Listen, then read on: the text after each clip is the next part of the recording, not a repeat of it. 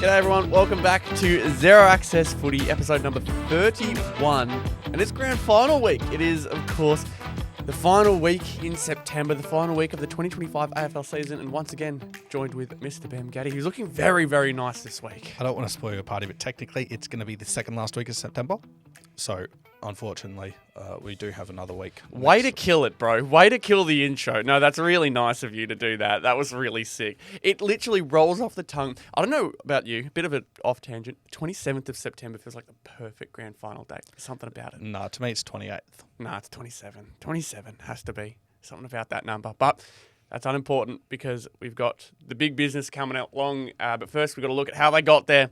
Let's have a look at prelims for the previous week and how the games went. So, yes, prelim final 2 or the first one. I've never understood that, why prelim final 2 I goes have before no prelim idea. final. Yeah. It's the weirdest thing. Really strange. But either way, doesn't matter. Cats ended up taking it, I wouldn't say comfortably because, man, was this a fun game. They took it by 30 to a very, very good Hawks side on the day who just couldn't get over the top. Lots of little storylines here and there with this one, as there were with both of them. Little moments in between here and there. One of the biggest ones for me was the Tom Stewart one because that plays into grand final week. Mm-hmm. But Bailey Smith had a ripper game. Paddy Dangerfield. My God. Way to show out. That was one of the most physically dominating games I've ever seen from anybody. This is... I can't believe he still got that in him. I can't believe it. It's ridiculous. In like the mid-2010s, in like 2016, you'd have him going up against 5 and they'd have like 35 and 3 and 42 on a goal. And they were just like sitting there in awe watching. That was prime vintage Danger. Yeah. That was one of the most impactful games I've ever seen from someone. You were like going into the game, okay, where's this extra bit going to come from? Because obviously we know, they're going to use their taggers. They're going to put Atkins to someone, and it ended up being Newcomb. They're going to put Oisin Mullen to Nick Watson. And I thought really interesting, they put Mark O'Connor to Josh Weddle, which is sort of quelling his influence. And then you're like, okay, aside from Smith and Holmes, who's going to do it? And you're like, Danger's a full-time midfield now. And he just ruined any chance of Hawthorn doing anything. I just didn't think he could be that impactful at this point because he's been delivered in such a role, and it shows how versatile the team is. As Geelong has been known for the last 15 to 20 years, they are that team that just find a way to pull something out, and they know how to, twist. It just comes down to Chris Scott masterclass. It seems to always be the case. He is a fantastic coach, and given the fact that he was let off the leash a little in this game, Paddy, and given him his time in the midfield, 31 disposals and what was it, 1 or 2 goals? I don't know. I can't remember off the top of my head, but yeah, impactful on the scoreboard, impactful on the ball, on top of the usual that you get from Bailey Smith, from Max Home. Mark Blicavs had a half decent game too. He hit the scoreboard too. Yeah. Positives all around for Geelong, but it was shaky. It was shaky. Yeah, certainly. Because, early on, Hawthorn got off to a really, really nice start. And honestly, the first half is exactly what you want out of a prelim. Hard fought. No one gave up. Both teams really, really fought hard. And credit to both teams for that. Nick Watson's goal, if you remember that one, that was bloody insane. Left foot, boundary line. Don't think it bounced either. Can't remember. But insane goal. And you're just like, this is a prelim. Yep.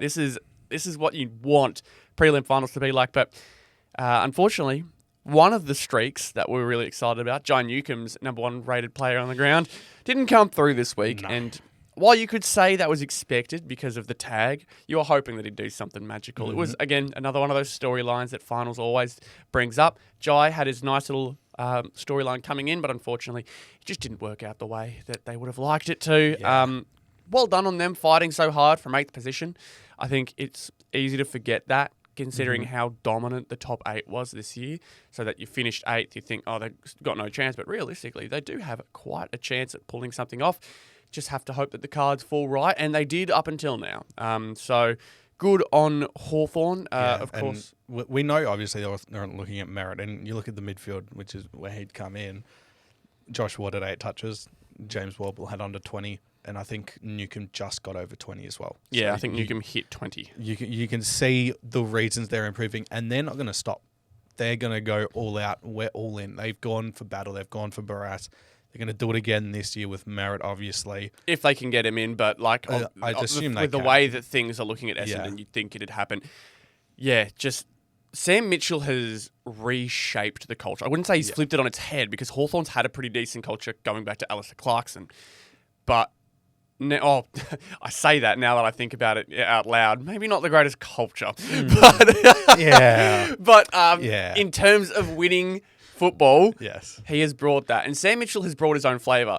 But Mitchell has shown to be the kind of recruiter, the recruiting role, which is really, really interesting from a I don't remember the last time a coach kind of became a key recruiter almost. Because it feels like every time a player is linked to Hawthorn, you think someone mentions Sam Mitchell and his wife talking to this player, making them feel like they belong, really laying it down to them that this is more than just a football club. It's a family. It's a long period of success. They're kind of trying to reinvent what Geelong's doing. Geelong have been fairly known to be that type of team that, they've got their perks of not having all their home games at the MCG. So. They've got their own home ground. I mean, with Geelong, they just give you a farm and it's an extra year's worth of salary. So that's why they don't need to pay you that much. Of course. But from a team that is looking to continue to improve to a team doing the exact same thing in Brisbane and getting all the free agents they can possibly get, that was one of the most impressive wins I've seen from a team. To be able to hold off a team like Collingwood, who has 80,000 plus at the game, their fans are getting behind them, they're getting involved in the game. Also, just very quickly, you mentioned crowd numbers. Cats Hawthorn, 99,500. I think that's the record for a non-grand final, right? 99,500. Gets you really excited for next week. It's going to be a great game next week. But yes, go on, continue. Yeah, so Brisbane were just the lead blowed out a little bit, but it was a very topsy-turvy game from what I noticed. Like, you obviously had Geelong coming out early and getting a 4-goal lead in the first quarter. After Collingwood? Was it who? Yeah, you said Geelong. That's all right. Brisbane came out to an early start. Yes, Brisbane came out. Lots of teams you got to keep in mind. Yes. But then in that second quarter, Collingwood came out and they kicked 6 goals. And you're just like, this is insane. What is happening? And I think the big thing I noticed in that first half, specifically with Brisbane, is that they continued to take an extra step or two before they were looking to dispose of the ball. And the one that I want to point out was Dane Zorko of cross half back. Nice mention. Off half back. Shut up. I swear that's happened like 3 weeks in a row now. We've had something like that. Yeah, purposefully. It has to happen.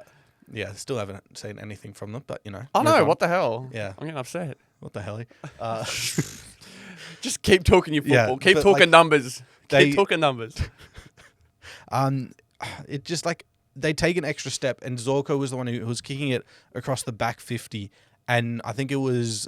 I can't remember who exactly. It might have been Dacos that just followed him and was able to get on a hold of his jumper, and it affected the kick. And Elliott was able to get a goal out of it. And Zorko again, it was another time where he was kicking across the 50, and he just took that extra step, and that one step allowed someone to close in, take the intercept mark, and they were able to kick a goal out of it.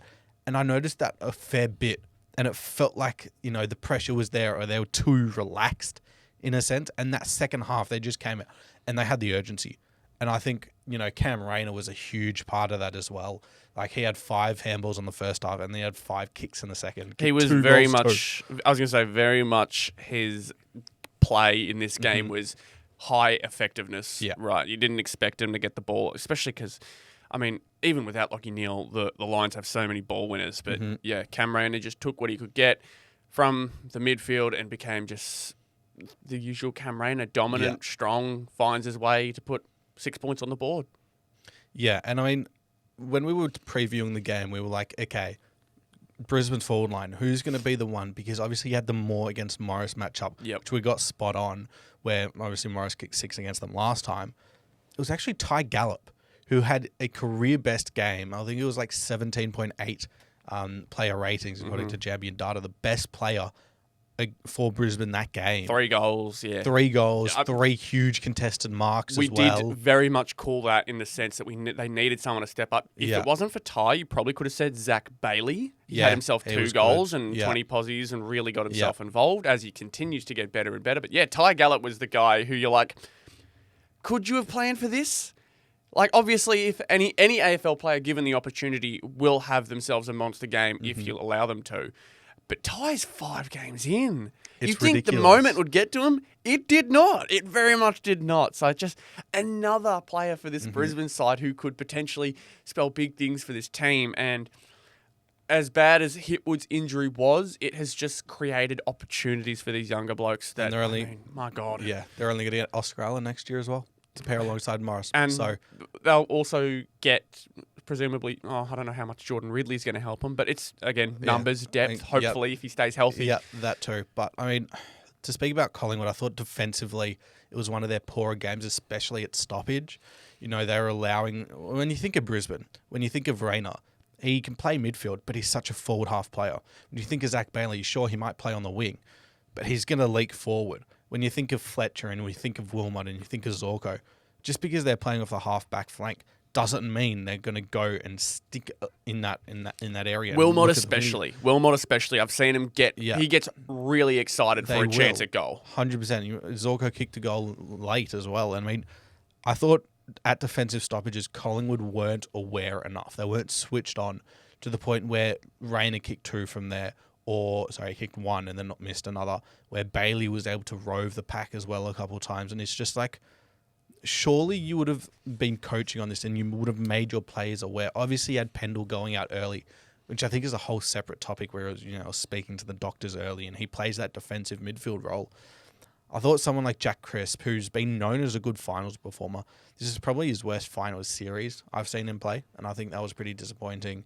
Aside from that, there was just nothing really about Collingwood. Like, they had that good second quarter, but aside from that, they were nowhere. There's players that needed to step up that didn't. I think the exceptions are probably... Membry, looking here, I'm seeing Elliott, of course. Yeah, he's been their best forward all season. And we will talk about the free kick later. Don't you worry about that. Yeah, we will get on that. Membry had 2, which isn't bad. Cox kicked 2, which is honestly not bad considering what you're kind of asking him to do. I'm looking at specifically Lipinski, Houston, looking throughout here. Darcy Moore didn't do all that much. No, he was on Morris. I was going to say, I don't think that's on him, though. I think that's just the role he had to play. He also had that fantastic smother against Zach Bailey that I was like, so I don't think I'm going to give him much of the blame for, but like Houston, you brought him in expecting to elevate the role, and it's like, you could have used someone else there, man. He's not fitting in. He's had the occasional game where he works it out, and then more often than not, we get a performance like this. And so it would have been nice for Houston to, who knows, potentially get on the scoreboard at some point. Well, I think he needs a serious... Yeah, he did kick a goal, but at the same time, there was a play where he was on the 50. He was running through, and then he absolutely shanks the kick inside 50, and Harris Andrews takes the intercept mark, and you're just like, okay. This is not the Dan Houston we paid for. You paid up a fair bit, and it wasn't overpay by any means, but you paid for a good kicker. You brought him in for this exact moment. He just completely screws up. Yeah, it's just... He's not doing what Pies fans expected him to do. And so there's definitely the few individuals to blame, but I've always found it interesting that Collingwood's structure usually holds up really well. You could switch in anyone and it'd be fine, but now more than ever, after that little hiccup throughout the midway point of the season, their structure looks looser than ever. I remember their game against Hawthorn, I think it was, where it was Hollywood stuff. Yeah. It was Showtime stuff, where everything they did turned to gold. It was so incredible to watch.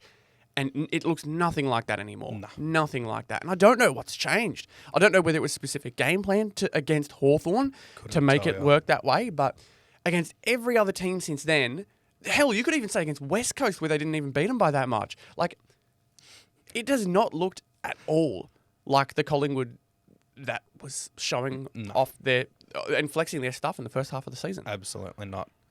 Macca's Man of the Week for the prelims. Yeah, so let's see. For me, it wasn't terribly difficult getting these ones in. It was mainly the ball winners. I'd probably give honourable mentions to Ty Gallup, like you mentioned, because for a player like him to step up in that situation is fantastic. I feel like Tom Atkins 100% deserves a shout as well. Tom Atkins too, because I was going to say, not just in the tagging role, but also just effective with the ball. He's a bull as well, so big credit to him. Macca's Man of the Week, 1 vote goes to Bailey Smith. Bailey Smith just ball magnet in this one. Again, the effectiveness with the ball. I don't know if it was like... It was pretty poor in that first half. Yeah, I don't know if it was like something to really get worried about.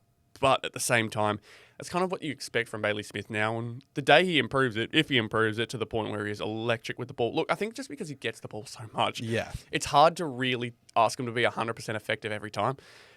2 votes for me is for who I am predicting to be the Norm Smith medalist, Mr. Hugh McCluggage. I was going to say, let's save that for later. I'll save it for later, but we'll go can't for anymore. I can't anymore, but I'll bring it back up later. Yes. And it's just a quick little shout because Hugh McCluggage, I think, is a Lachie Neale, I wouldn't say replacement, but my God, are they happy to have him now. I think with the fact that Lachie has had to sit out his role, he's basically flipped into Lockie's role, but much more ball dominant. I think Lachie seems to be more of those in and under, not gets necessarily possession getter, but definitely works on giving them first bite at the possession, at bringing that ball forward, while Hugh McCluggage is much more of a link-up but also hard ball getter.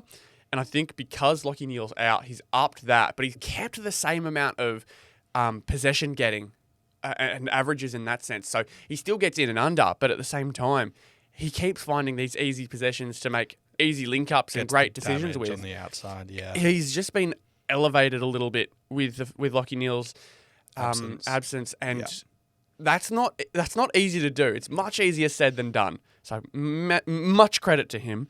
And then 3 votes for me was Paddy Dangerfield. Easy. Had to be. Yeah. Had to so be. No one expected that type of performance from Paddy. It just, like you said, vintage. It was vintage. It was Brownlow medalist Paddy. It was 2016-17 Paddy. It was no fear with his body, Paddy. Exactly. Which is what you want to say. Exactly. And God, how lucky are Geelong to have that kind of player in just the back pocket in the most important times. Ridiculous. My favourite moment of the week, though. Oh, it's Macca's donkey of the week. Oh. Come on, let's hear it. My problem is this week, I couldn't think of one.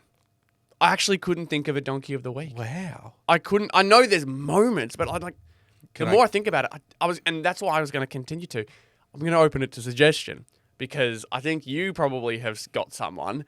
I just couldn't think of anyone off the top of my head. I do have someone. Who do you have in mind? Josh Battle. Of course, it's Josh Battle. Yeah, no, I should have expected that. That is, get it right. That is all Australian Josh Battle. Thank you. Doesn't mean any difference to me, to be honest. All Australian Donkey of the Week, Josh Battle. In the all Donkey squad, Josh Battle. The actual Donkey of the Week, though, in my opinion, goes to Tim Membry for that kick over the top to Jamie Elliott when he was 30 out directly in front and he chose to pass it off. We've seen a few of those. That in is this my final series. And whilst you may say it's a thank you, that was the moment where it lost Collingwood the game. Because we will discuss very shortly, just after this first segment, obviously, the free kick to Jamie Elliott. Should it have been paid? Stay tuned because it's going to be in, 5 minutes? Yeah, something close to that. But we now move on to the greatest segment. Anyone? I thought you said that was your favourite segment, or that was the greatest segment. No, it was my favourite. That doesn't mean it was the greatest. Doesn't mean it was the greatest. Okay, I understand what you're saying. Apparently, Behmy's TT is that one. I mean, we say it all the time. We love Behmy's TT. We always do. We've got spin-offs of Behmy's TT, especially coming up towards the rest of the segment. But Behmy's TT, there's some obvious ones. I'm interested to see if there's some not so obvious ones. Okay, so we'll start off with a couple outside ones. Dane Zorko was fined $5,000 for taking off Mason Cox's glasses. Hey, nerd. Come on, that's funny. I know there's people who are like, oh, he wears them for a reason. Yeah, he's got retinal damage. Yeah, imagine if you poked his eye and it stopped him from playing. It's like, come on. Do it. Play. Oh, my God. Red card. And Jack Inovan was fined $10,000 down to 6.25 for tripping Jack Bowes. I think third offence, so they've clearly raised it a little bit. Whether you think a third offence should be fined or suspended, I think is a bit interesting of a topic to discuss. I think Ginnivan's lack of suspension got pushed to someone else's suspension. Yes, which we will discuss right now. Mabior Chol. 3-week suspension for this tackle on Tom Stewart. 3 weeks. The outcome from this was absolutely slandered by everyone I've ever seen. Like, we've had games called about 100 times since the season started. This was the 101st, and the 2nd, and the 3rd, and the 4th. Like, You want to know what's funny? everyone was saying it. He doesn't have both arms pinned, technically. He definitely pins both arms. Oh, maybe I'm missing. Yeah, I was going to say that angle shows it. But that, I thought for a moment that on the right side, on his right hand, on his right arm, he didn't get pinned. But no, I see him. I see the arm come around, so he does get pinned. There's definitely the double pin. So this was graded as careless, severe impact, and high contact. And obviously you got the argument of the 2 arms pinned, which is where the main thing comes from. That's not what the AFL wants. The main thing I want to talk about is Sam Butler, number 30, the bloke who originally tackles Tom Stewart. See where his hand slipped to? Yeah, below the knees. Below the knees. So, first of all, it should have been a tripping to Tom Stewart. I don't know if there was a free kick paid or not. I do not remember. But the outcome only occurred because Sam Butler tripped Tom Stewart, not because of what Mabior Chol did. Whilst Mabior Chol did tackle him and he did pin both of his arms, he wasn't the one who caused Tom Stewart to fall down, which then caused him to be concussed. Because it's not Mabior Chol's fault that he got tripped at all. I understand that the fact that we want to remove the fact that you're pinning both arms, but to cause this a 3-week suspension, I think is insane. I think it should still be a suspension, probably 1 week. I was thinking 1 week because I agree with the idea that we want to get the idea of pinning someone's arms, stopping them from protecting themselves, get that out of the game. But when a result like that occurs, it's... And you just mentioned it, result. Yeah. We've been all year, action or result. The action isn't good, but the result is not based off of Chol's action. So it should still be a week because the action is not good. However, the result was not based off of Chol's actions. So I think the AFL have got this one wrong. When I've been pretty pro their choices for the second half of the year pretty much since Greg Swan came in. So I think that there's certainly been an improvement. I think this one they've missed. I don't know how significant it is because obviously they're not going to play in the grand final. But had they have tried to make the grand final, this one would have been talked about so much more. And honestly, no matter, once this had occurred, everyone knew it was a double-edged sword because Tom Stewart is very clearly concussed. Everyone knew, all right, his season's done. Yeah. Just in that. So there goes one of your most important players for the rest of 2025. And then Mabior Chol, you're like, because of that, because he's the one who's pinned the arms, if Hawthorn make it, he's not playing. Yeah. So it's a double-edged sword, and that both teams have kind of disadvantaged themselves in a completely unfortunate event. Like, absolutely. Sure, you can tell Chol, don't pin the arms and all that, but in a ferocious final like that, it's very hard to stay perfect. And so I do feel bad for Mabior, and I feel bad for Tom because both of them are in a situation that, God, it's just so human to have heartbreak for something like that. Yeah. So as much as you wish that Chol would get a 1 week, or as much as you wish Stewart would get to play next week, even if he starts feeling okay, it's a no-win for anyone. And I think that's what frustrates me the most about this. It's not even the decision. I think a lot of people will forget the fact that Chol's got 3 weeks, or will forget the fact that Tom Stewart's concussed. The main storyline will be someone missed out on a grand final because of this. Yeah. Someone missed out on it. Yeah. And so I wanted to talk a little bit about it, and I'll keep it really brief because there's more you want to talk about. It comes back to our discussion last week when we talked about should we have a pre-finals or should we have a pre-grand final bye? This is what a lot of people were warning regarding not having a pre-grand final bye, because now a man who could very easily be fit and healthy for next week cannot play. Not due to his fault, not due to suspension, due to a tackle gone wrong. And so that's why a lot of people that I've listened to have thought of the idea of that pre-grand final bye, because now people aren't unfairly taken out, completely out of their circumstances. This is not Tom Stewart sitting here and going, I'm making a decision that's actively going to stop me from playing next week. This is him just making a regular football play, trying to get rid of the ball from a tackle, and the unfortunate circumstance he's found himself in. So, again, I'll leave it there. It's very brief, but comes back to that discussion that I think will be a little bit louder as the grand final comes on, especially depending on how the result goes. 100%, 100%. From contentious call to another contentious call, Jamie Elliott, Brandon Starcevich. Yes. This contest was game deciding, like absolutely game deciding. When momentum is involved in such a big moment. Yeah. Oh, man. So as you can see in the bottom right, the scores were a 2-goal difference, under 10 minutes left. I believe Collingwood had just kicked a goal or two to shorten the margin a little bit. This was one of the biggest calls, I think, all year from an umpire's point. From what I can remember, has to be. And first of all, what are your thoughts on this? Should this have been a free kick or should this have been a no call? I'm very confident on mine and I'm very strong in my opinion. I know, and I know the kind of I know the area you're going to go in, but I'm just basing it off of what I've seen all year. No matter whether he gets his hand on the ball first, he's made contact with the body. He's technically looking at the ball at the last second, but running towards the pack he isn't. I don't know. You'd have from that angle, that left angle that I just saw, he is following the ball the whole way through. But Elliott gets his hands to it first. Starcevich makes body contact. That has almost always been called front-on contact. But karma strikes.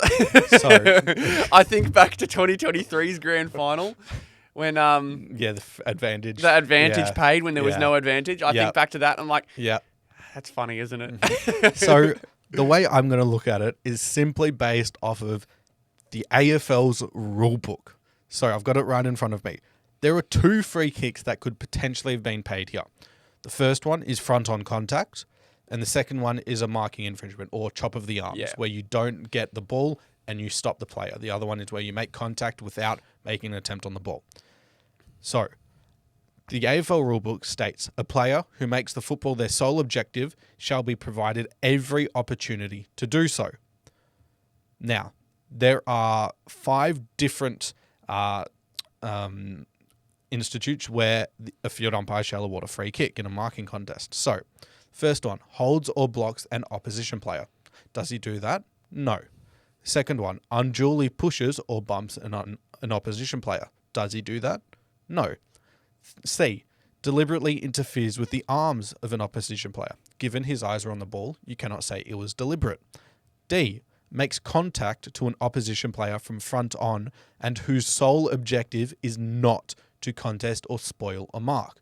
Can you say his sole objective was not to do that when his eyes were on the ball following it and I think the entire time? That's where I get my leaning to your end from because, looking at that angle, his eyes are on the ball and he's following it. He's intentionally following the football, which is very smart on Starcevich's end. It shows that he's got a bit of that, premiership thought and the calm mindset because I know a lot of AFL players who will see that coming and just go straight for the man. So what they do, what a lot of players do is they will look at the player and they will say, I'm going to go then spoil the ball once they see where the ball is in regards to the player. That is where the free kick becomes because the sole objective is not to contest, it is to look at the player. And then the final stage is the player makes an unrealistic attempt to contest or spoil a mark with interference. Is it unrealistic? No, because he gets the ball. And so any front-on contact that he may have is completely disregarded because he's looking at the ball, his sole objective is to spoil the ball, and he makes contact with the ball, and he doesn't interfere with the arm of Jamie Elliott at all. So in every regard that the AFL has laid out, this is not a free kick. And it is one of the best calls I've ever seen. For an umpire to do that call and to have the balls to not make it, to hold the whistle, that is again, insane. Like I've said, that is almost always called. But if you can do it by the rules, and I think the reason it's so contentious is because it's not 100% clear, right? They're very slow motion on that left one because of the fact that you can't really 100% tell. It looks more like Jamie Elliott gets the ball first and Brandon Starcevich's then body contact forces the ball out in some angles. But that's why it's so slow because you can see that he does get the hand on the ball. What you see in the next page here, arm gets the ball and then afterwards is when his arm connects with Elliott's, which is the body contact that draws him back. that is not a free kick because the permitted contact stated in the AFL rulebook, incidental contact on a marking contest will be permitted if the player's sole objective is to contest or spoil a mark. So, it's a very easy call. It is not a free kick. Yep. And any outrage for any other free kicks might be understandable because there were some contentious calls. However, this one is a perfect free kick, and absolutely applaud the umpires at every stage in this one. I think this is one of the best things I've ever seen. It's very rare that you get very high on the umpires for a round. I remember round one predictions, you literally had mentioned that there was going to be a call made. Bro, my bold prediction is actually insane. Also, no Has there been a comeback Excuse this me? week?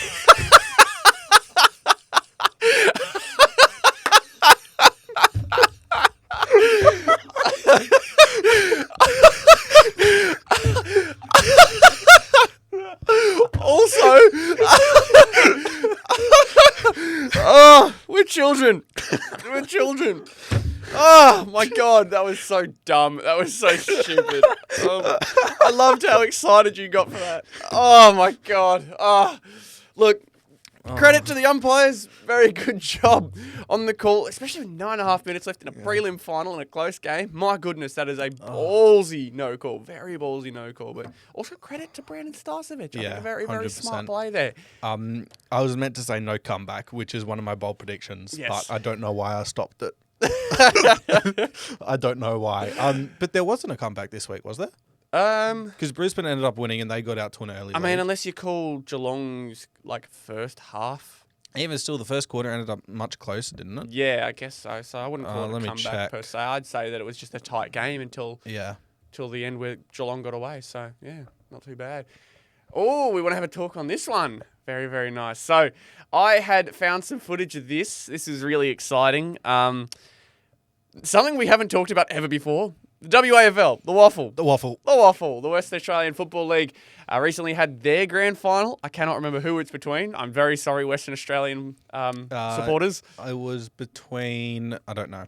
Look, either way, very, very close game. You can see 56-54, and this ended in a very controversial way. A way that reminded me very much, if you guys remember the Richmond-Sydney game from a few years ago, you can see a free kick there for holding the ball.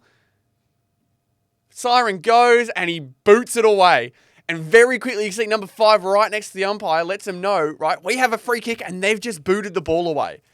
So they're all celebrating. They're going, we just won the grand final. So it was at South Fremantle and East Perth. So Yes. East Perth, very much appealing, right? They earned the free kick. Mm-hmm. Holding the ball. They have a kick to try and get it in the forward 50. Siren goes and he kicks the ball away. Right? So any other scenario, that's 50 metres, which means East Perth would have a shot after the siren, presumably from about 30 to 40 metres directly in front to win the grand final. The umpires did not give them that opportunity. And you had brought it up when I was discussing this. It feels very, very rough. And a lot of people are giving a lot of crap to the umpires about this. But you had mentioned that that particular scenario, there's rules to it. Yeah. There's rules to that scenario. So the free kick, where it's 50 metres after the free kick has occurred, is called wasting of time. Unfortunately, due to the siren sounding, there is no time left to waste, meaning you cannot pay a 50-metre penalty because there's no time and there's no free kick there. Which feels very, very harsh because in any other scenario... It does. And I just want to mention, who's the player that got tackled and gave away the free kick? Matt Parker, Saints legend. Oh, of course you brought Saints it up. are in everything. So what? I'm looking here. I haven't actually seen past this point because I had just presumed they didn't give the free kick to them. But technically, they've earned the free kick. He can have a go from halfway through past the ground. But they don't get the 50 metre. No. So what ended up happening is because the ground staff were on there, they had the fireworks coming on. They had to get everything off. There were fans on the pitch and everything. That one was funny, getting the cameras off her because she was crying. I can't blame her. No, absolutely not. But yeah, that ended up happening. Yeah, so you can see the fireworks on the ground and everything. Oh my god! So they had to get them off first. And then you can tell they are not happy. Nah. They are not happy because they very much feel like they're owed it. Bloody hell, good effort. Yeah, it's a fair torp. It's absolutely smacked it. But they knew halfway down the ground. It's never happened before. Oh, no. Annoyingly, I've just realised who has done it before. Taron Thomas has done it before. He's kicked a goal from halfway down the field. Seb Ross did it actually against you guys. Kicked it from like the middle wing and it went all the way. Yep. I've seen it happen before, but this is a very unlikely scenario. And they are not happy. I would be very unhappy too because, like, any other scenario, that is a 50-metre penalty and a shot at goal. But just something I thought was really, really interesting. Gets you in the mood, gets you in the spirit for the grand final week because stuff like this is probably going to pop up everywhere. It already has through local leagues. You'll hear about one-point thrillers. You'll hear about shots after the siren all around the AFL community. It just shows why I love the sport, hopefully why you love the sport too. But when it happens on one of the biggest stages, a state league, it's something that you have to point out because that defines people's jobs. That defines people's careers. 100%. So, big stuff. Really, really, I want to say funny, but it's also very unfortunate for East Perth. Very, very unfortunate. So, nice little story to go through. Let's go now to Behm Gaddy's Deal or No Deal. You mentioned big stuff. There is no bigger stuff than this. There's no bigger stuff than you! Yes! Yes! Got it! All right. Into the segment. Let's go, baby. You got yours. To be fair, yours was unintentional, your stupid moment. But here we are. Behm Gaddy's Deal or No Deal trade update. Continue with the big news from the previous week. Stop looking at the camera. No one cares, bro. No one cares. Stop looking at it. Just do your little segment. Have your little fun. I want to talk about the grand final, man. I want to talk about the grand final. Oh, my God. Here we go. Okay. Continuing the segment we have done for the last 3 or 4 weeks. Going through every team that have been eliminated and providing 3 players that they should target this off-season. Typically, we do 10 teams at once, and then we go through every team coming out of finals. So, 2 teams we are discussing today. Hawthorn and Collingwood. I'm so glad both teams are out of the finals because they have the 2 players that would be St Kilda players potentially winning a flag. Aside from Flat Stanley and Dara Joyce. Love them. What the hell was that? I love them. Stand with them. So, Hawthorn. You're having a shock at 10 minutes, mate. Keep going. Hawthorn. 3 players they should target. Obviously, Zach Merritt's one. Zach Merritt is the easiest one in the world at the moment. He's the most talked about and the most linked to Hawthorn at the moment. Shout out to Sam Mitchell. Yeah. And his wife. And his wife. And his wife doing all the bargaining there. So, unfortunately, if they do miss out on Zach Merritt, an option they could go for is Sam Flanders, who has officially requested a trade out of Gold Coast, but to no specific team. Yeah, he has been on just about every team that we've mentioned in terms of needs of midfielders because we've seen his potential. He can rack up big possession numbers. It just hasn't been on the effective Gold Coast side that he would have liked to be a part of. So, he's going to test himself elsewhere. Yep. And most likely going to be a Victorian team. Who is probably favourite to get him right now? At the moment, it's probably a tie between St Kilda and Melbourne. Melbourne, obviously, because of Stephen King and the link there when he was interim coach end of 2023. Yep. And he gave trust in him.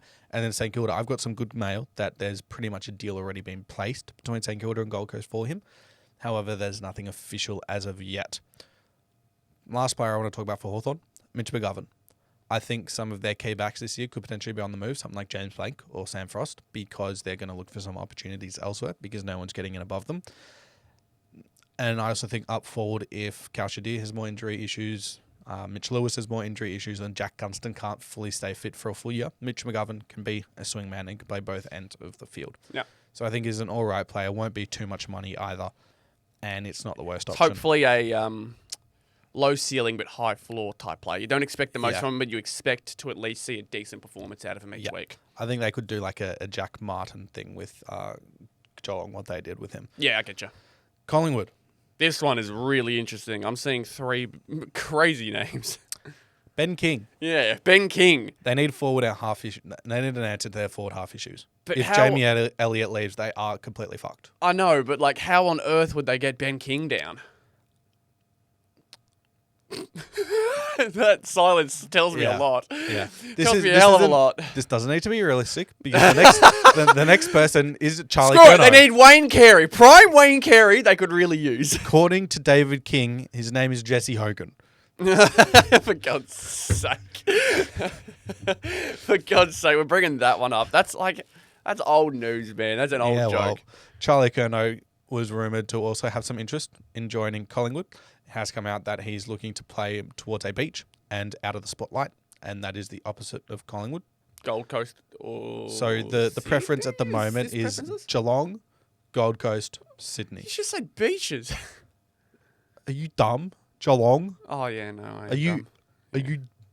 I'm just. Why do you think they've got beach? They've got surfer boys. I was going to say, I'm just thinking Gold Coast. I feel like Gold Coast is perfect. Gold Coast have the best trade package. Yeah, they do, 100%. But it's I think that's perfect for him to get to. Even though GWS have the package. Bad joke, I know. Oh my God, that's three stinkers in one episode. Oh, shut up, old man. Actually, no, the first one wasn't a stinker, but that wasn't intentional. That was good, though. You called me fat. Yeah. I can say whatever the fuck I want back to you. Okay, and the last person for Collingwood is Jai Simpkin. More midfield depth. Tom Mitchell's probably going to be gone. Side bottom, you can't trust anymore. Scott Pendlebury probably won't play much midfield next year either. And I think he will want to get more midfield minutes. And I think he can come in, so long as North pay about 25% of his salary, he should be able to get there. I don't want him to... No. I don't like this one. I don't like this one. No, this one's not good. That Jai Simpkin news has got me really conflicted because I know that he's on the out of that midfield. So I think just the midfielders are better than him. I wouldn't say North's midfield is stacked per se, but I'd say that they've got enough players to be without him. But it's like... How nice would it be to have Simpkin as depth? It would be so nice to have him rotate. But if he doesn't want to rotate, then I'm just worried that he's going to go to a team like Collingwood. I'm very worried. Oh, well, doesn't matter. You got no say in the matter. Yeah, you guys technically are a dog shit football team. My opinion is irrelevant. North Melbourne will win a flag within the next 5 years. You're finally getting it. North Melbourne will win a flag within the next... I'd even say the next 3 years. Sheezer will take us to victory and... You think you're going to be there, do you? Yeah. I can't wait to see the kangaroo up there. There's going to be a kangaroo up there, and I'm going to be so happy. He's just going to be bouncing and kicks Geelong out of there. Oh, my God. Oh, I'm actually so excited for the day North Melbourne make a final because I'm going to that. If you were to make a final, who would you really want to play? I know this is off topic and it doesn't really matter. You would want to play the Dogs. Family. Oh, yeah, true. I've got family who go for the Dogs, so that'd be a family thing. It'd be really big for us. Or St Kilda. Not for St Kilda would be. A ZAF Cup. A ZAF final. Final. Oh my God. Imagine content. Imagine a grand final ZAF Cup. Oh my God. We'd be called the AFL. You don't understand what you've got on your hands. You really don't understand. Are you going to be up zapping your cup, Andrew Dillon? Are you going to be doing it? Bro, imagine the ZAF Instagram account messaging AFL. Are you up zapping your cup right now? You know how they just did a live stream with Ben Dunn's Footy? Oh my God. Would they do a ZAF one? Oh my God. That would get so good. No views. It would be so funny. What do you mean? You get your little minions, your Northy minions. My Northy minions. Yeah. Yeah. Just our producer. That's it. He's a little goblin, that man. He's my little Northy minion. Okay. Oh, well, let's get into the predictions for the AFL Grand Final. Oh, yes. Now, I want to quickly bring up, I did say that this matchup in the very first week of finals has a lot of modern history to it. Yes. This has been going back since 2022, potentially even earlier, but 2022 is the earliest I can remember because Brisbane got pumped by Geelong at the MCG, and Geelong went on to win that grand final. 2023, I think Geelong had lost to Brisbane, or Brisbane, at the very least, made the grand final that year. Obviously, they lost to Collingwood. 2023, Geelong did not make finals. That's right. I keep forgetting that. 2024, these guys did both all right. Of course, Brisbane ended up winning it all. Prelim, Brisbane took it. They met each other in the qualifying final. Yes. Geelong took it comfortably. It's been going back and forth. They've both been in their highs and lows. And who would have thought Brisbane, after finishing 6th last year in a bit of a surprise premiership, are looking to go back-to-back next week. We're going back-to-back Brisbane Lions, potentially. And I'm just really excited for this. I think both teams are going to bring it. I'm really, really excited. It's not a grand final where one of the teams have questions. You know, their form has been... If Collingwood had made it, I would have been like, I'm really worried this gets to a blowout. Really? Because Collingwood's form has been really shaky at times. Okay. Obviously, they were really good to start the year, and if we got that really good Collingwood again, that'd be fantastic. But they also had their really shaky games. And you're thinking, if they come out with that type of game, the grand final's going to suck. Both of these teams have had really good form as of late. And I think it could be an absolute... just a thrilling ride from start to finish. And I'm really hopeful that's the case. I would love another close grand final like we had in 2023. And I think this is the perfect matchup for it. I really do. Yeah. I think out of the last 4 teams, this is my most preferred matchup. And I am really excited to see what type of Geelong and what type of Lions we see, both having to shift a little bit around. So, should we get straight into it? Let's get straight into a preview. Let's start with the Cats defense versus the Lions forward line, because there's obviously not going to be Tom Stewart. There's going to be a few selection calls actually this week, which is going to be very interesting. No Tom Stewart, I feel like means they're much more inclined to play Rhys Stanley, and that allows Sam de Koning to play more back and Mark Blitzarves potentially to play more back as well. And I think that's a pretty obvious forced selection call because Brisbane also don't have a genuine ruck. They got Darcy Fort and McInerney has to play more forward now. So I think that allows Sam de Koning to play defensively on McInerney. I think that means Jack Henry goes to Logan Morris again, and that means Connor Sullivan goes to Ty Gallup.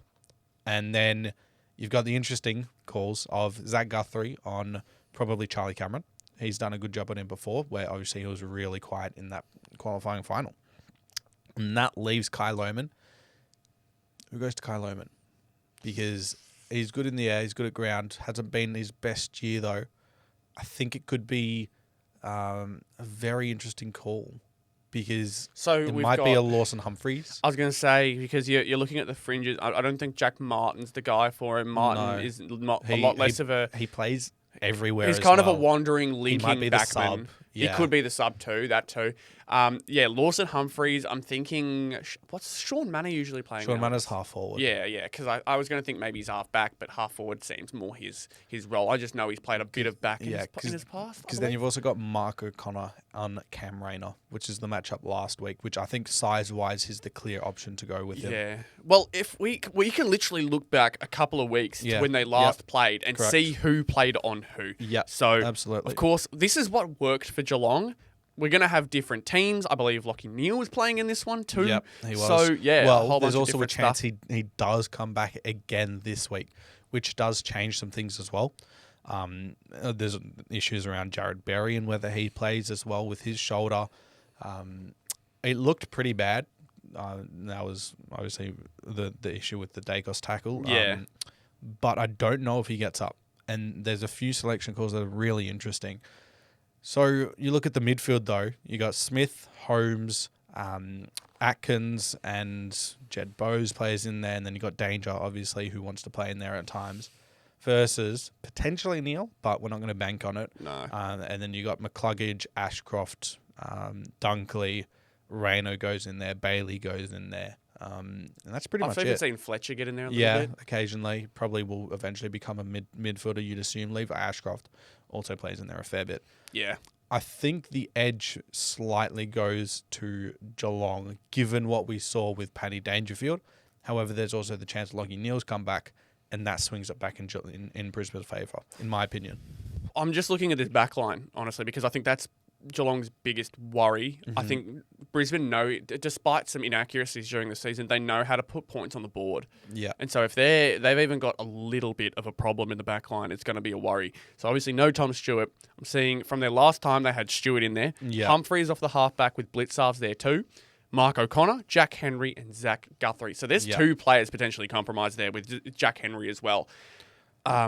Sam de Koning was a ruckman at this point. So Sam de Koning would presumably go the halfback with Rhys Stanley coming in. Stanley comes in, that's the switch. Connor O'Sullivan off the interchange, Jack Bowes, Jack Martin, Orson Mullen.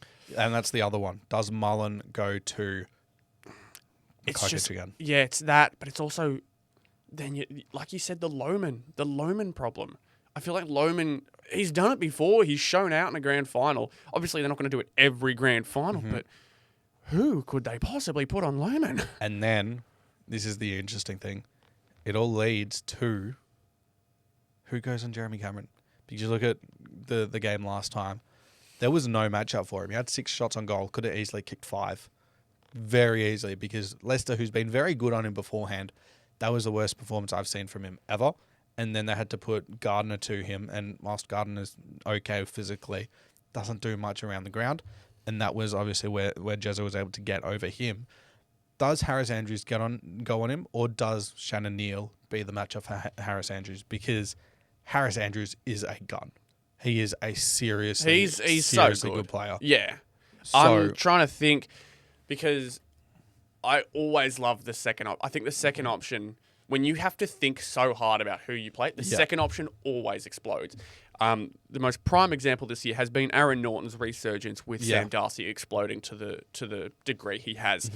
So I'm thinking Shannon Neal could have a massive game here. Jeremy Cameron, of course, we know the threat that he always is. He's not going to kick 100, which sucks unless he has that good of a game. He's not kicking 12 goals, unfortunately. He's not. That would be insane if it happens, though. It is such a great matchup. It's so hard to predict. And with Chris Scott and his ability to just change things on a whim and in-game especially, and then Chris Fagan, his faith in their system to just be able to get over the top of any team they play. Stengel also found some form in their game against Hawthorn. So it's like, oh my God, if Brandon he pops up Starcevich, again. though, he's a Yes, gun. Starcevich is really, really good, but it's like my biggest worry is that Geelong backline, because it's noticeably compromised. Yeah. So with as much pressure and as much ball use as they can get into the forward line, I'm just thinking, how is that backline going to hold up? But Chris Scott always has a way. He always has something. There's always something with him. And when you look at the way they played last time, Geelong was so switched on with how they were looking at Brisbane's ball movement, where you could see it in the first quarter. The second they went inboard, Myers, you're onto that. Stengel, you're onto that. And they were able to turn it over and get a goal out of it. And you can just see that if that happens again, Brisbane could very well be shot. But Brisbane are taking such risky kicks and they're being so dangerous with their ball movement that if it works, you're just like, Geelong's backline won't be able to stand up to this. There's no one's backline can stand up to when Brisbane's risky kicks work off, because they do it in a way that purposely advantages them if it pays off in a big way. Yeah. As you'd hope any kind of risk would go, but sometimes players will make dumb risks. Lions very rarely ever do that. Again, the only times we've seen it as of recent, Zorko's couple of kicks that have been a bit ill-informed. You know, he thinks he can get one a bit further than he'd like to, or get an extra angle that just isn't there. So there's potential for it to go wrong, but both sides are so battle-tested, are so, they've gone through all of their game plan with a fine-tooth comb. There's no Cinderella story here. Both these teams had this in mind at the start of this season, 100%. So I don't know how I'm going to predict this. Where do you see the game won and lost? Brisbane's forward and Geelong's backline. Has to be. So for me, it has to be. So I think they able to... both sides will get opportunities. I think both sides have such great midfields that they'll both get opportunities going inside. It's just up, and I think the game could easily be won on the other end of the ground. I think 100% that game the game could be decided there. But the most questions for me come with, does Geelong's backline hold up with the Stewart, with this kind of beatings that they've gotten over the week? Okay. Do they hold up? And they've got the tools to do it, but they've got to put it into practice. So we'll see how it goes. Again, like I said, could easily be Geelong's forward line is just so good that no matter what Brisbane does, they can't stop it, as it seemed to happen the last time around. The way I see it is, if we can see, because obviously if you're banking on winning the exact same way 2 times within 4 weeks, I think that's a bit unrealistic. And given Chris Scott's history, I don't think he's going to be that ignorant with how Brisbane are going to set up. I think there's going to be something different in this game, whether it's Hugh McCluggage off half-back or something like that, or even on the wing, whatever it is, where it could be Rain as a full-time midfielder. Who knows, because it's going to be such an exciting game and both teams have versatility. I think it's won and lost between Dangerfield and Rayner. Because you look at those two, what Rayner did in that second half, that brute force, that unrelenting tackle, breaking pressure, and the fact that no one really can go with him physically. Obviously, Mark Connor can go with him around the ground, but physically he's not a great matchup. And then what we saw Danger do against Hawthorn, where he just crashed packs and he just wouldn't allow Hawthorn to win the ball back. I think whoever has a better game between those two, I think is the winner of the game. Well, they're game changers for a reason. Yeah, We've known them for a long time as those players who can break open a game. They've done it on multiple occasions. Mm-hmm. It's just about who you're putting your marbles in. And I think we've done all the discussion we need. Who have you got winning the AFL Grand Final? Brisbane. I think it's so tough for a team to win a qualifying final and then to play them again and win again. I think especially without their key pillar down back, I don't think Dangerfield's going to have that same game because it's going to have a toll on his body. I think it all just leads to... I've been so strong on Brisbane as well. And given they've got a chance, I've got to go with my tip that I've had all year, and that is Brisbane winning again. Yeah, I've had it from day one. I have, yeah. I've had Brisbane as minor premiers since day one. They were my number one pick. They didn't get it, obviously, but they're here at the Grand Final on a chance to become the premiers again. But I didn't say they were going to be premiers. In fact, I had Cats above them. No, I didn't have them. I had them in the right position in my ladder position. So I've been right about Geelong every time, and I'm going to stick with them again. I think Chris Scott has what it takes to make the changes that just completely bamboozle that forward line. Oh, sorry, that forward line for Brisbane. I think they do have the talent, but you're relying on Logan Morris, who sure has so much experience and so much done already in his short-term career, but they've also got to rely on Ty Gallop. Yeah. They've got to rely on a Charlie Cameron, who is very on and off, more off than on. You'd hope he goes ballistic for this game if you're a Brisbane fan, but he's not always capable of doing so. I think a lot of their damage is going to have to come from the midfield. And when Geelong are so ready, available and set up to stop your midfield dominance and have proven to do so before, I think they can do it again. Not by as much. Again, I think this is going to be really close. I think pressure of the day, both sides are very much capable of elevating their game to the occasion, and it's why I love this matchup so much. I think the Cats are going to take it by 10. I think the Cats are going to take it in a really close one, and you're going to see struggles on both sides. I think there's going to be moments where the Cats look really vulnerable, look like the game's about to break away from them, and then that game change happens. Like you said, the types of Paddy Dangerfield, those game breakers, Ollie Dempsey, when he gets his opportunities, could easily smash in a couple of goals to pick the momentum back in their favour. I just think that there's too much experience, too many great players on this team, and too many opportunities, too many options for this Geelong team not to use them. And while it could easily go Brisbane's way, I think I trust Chris Scott that much to make the right decision despite the scenario.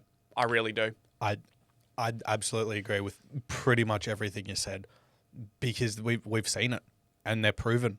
But I just think the Lions, there's something about them, even though they lost. I get it, to the them vibe earlier. pick, yeah. It's not even a vibe pick. I was going to say, it's not even a vibe pick, but I get what you're saying. To me, this is the most 50-50 grand final I've ever seen. It's so close, and I'm really happy it's the case. Again, like I said, if this was Collingwood Geelong, I'd be like, oh, for God's sake, other than the fact it's two big Victorian sides, and oh God, just, it's something like new as well. Yeah. Have we ever seen this before? I don't think so. Not that I know of, no. No, that didn't happen in their old dynasty. It didn't happen when the Cats were 07, 09, 11. Nah. So this is the first time we've seen Brisbane Geelong, which I'm very happy about. Could have been cool to see Hawks make it. But yeah, I'm happy that it's Cats Brisbane. Yeah, I think it could have gone either way, and this is the best result we got. I think I'm on Lions by 17. Yeah. I think I am. That leads us, though, to our bold predictions. We either have the choice of going 2 bold predictions and our Norm Smith prediction, or our Norm Smith and 3 bold predictions. It is up to you. What do you want to choose?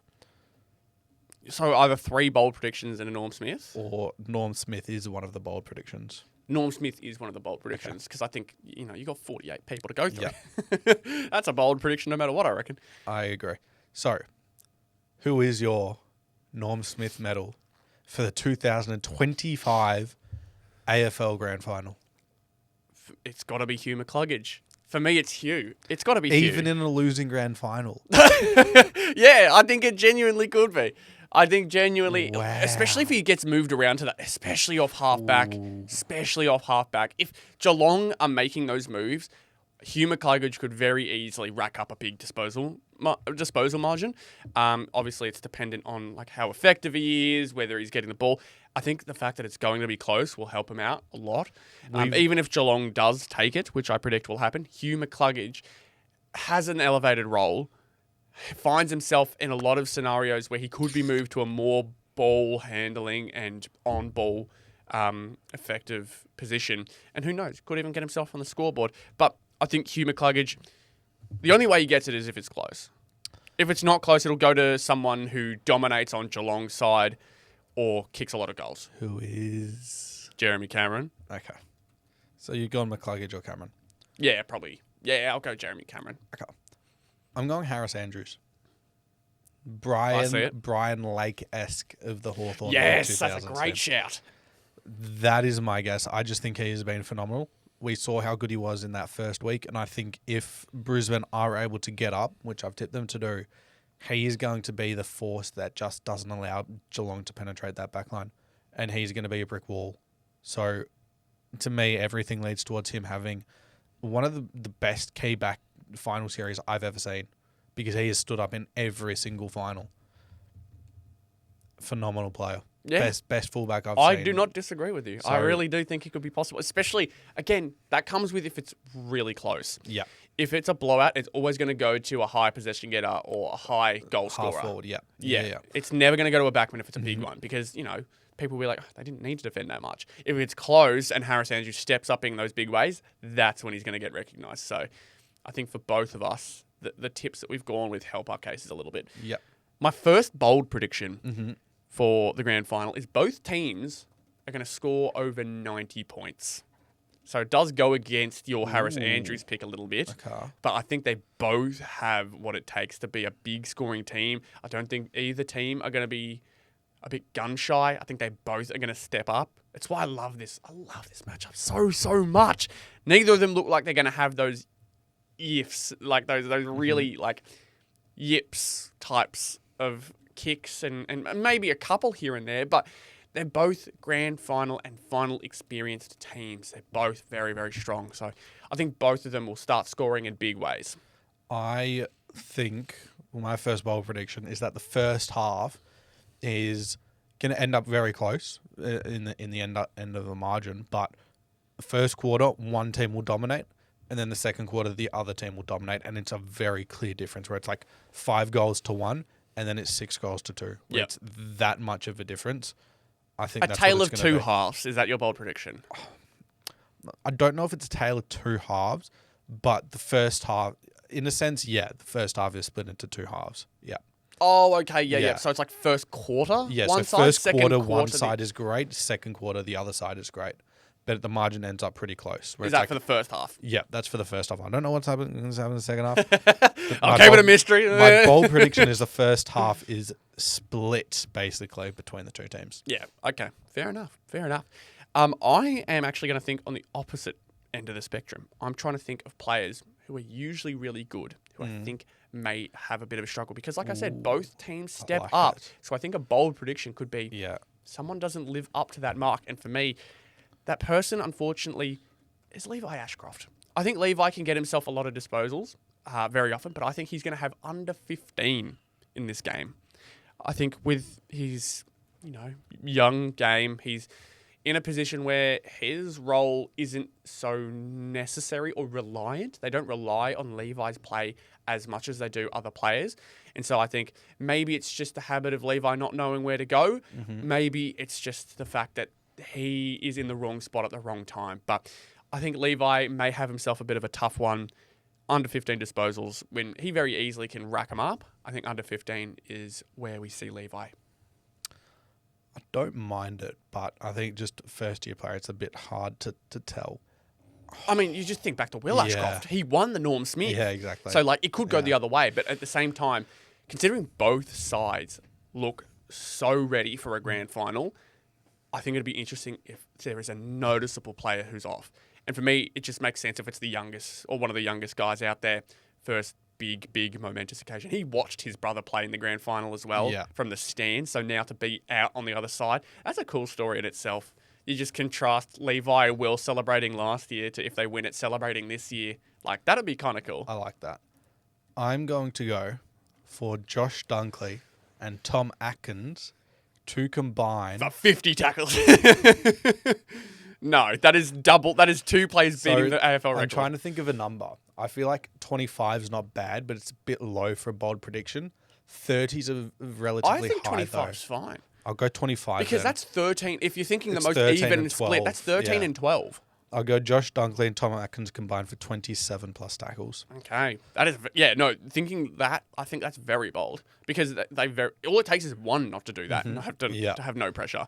But that is maybe the intensity of the grand final adds a few more tackles to that count. Yep, they're the 2 hardballs. They're the 2 nuts. Yeah, fair enough. AFL Grand Final time is upon us.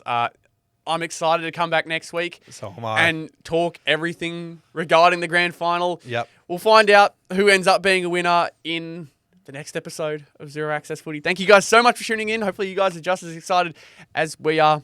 Be sure to follow us on all the platforms you see up there. It's always greatly appreciated, you tuning in and joining along. If your team is playing, best of luck to you. I hope whoever is watching this that is a Geelong Cats or Brisbane supporter, I'm supporting you. I'm supporting you for all the work that you've done and continuing to watch us 31 episodes deep. So appreciate you once again, Behm, for joining me for Zero Access Footy, episode number 31. Thank you all very much. Appreciate it. See you later.